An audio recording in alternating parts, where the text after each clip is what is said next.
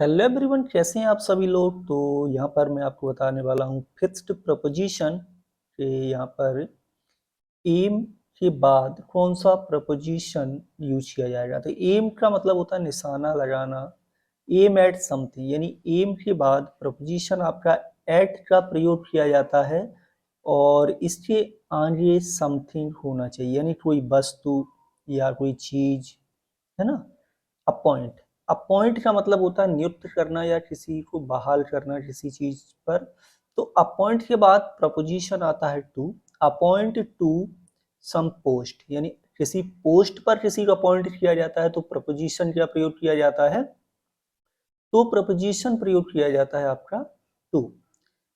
Associate, associate with some group होता है, यानी कि किसी ग्रुप से मिलना, है ना, एसोसिएट होना, उसके साथ प्रपोजिशन विद का यूज किया जाएगा।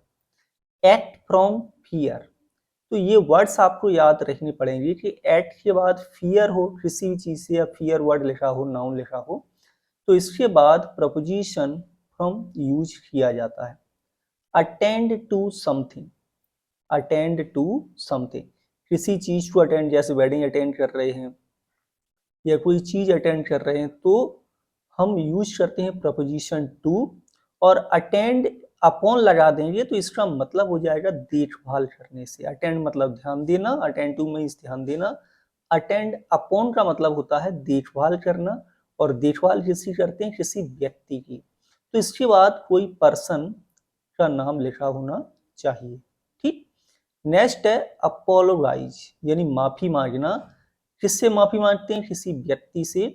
तो अपोलोगाइज टू ए पर्सन होता है, किसी व्यक्ति से माफी मांगेंगे तो टू प्रपोजिशन यूज किया जाएगा।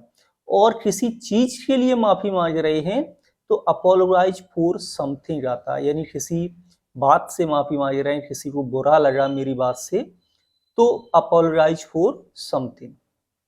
अवेंज, अवेंज मतलब होता है बदला लेना।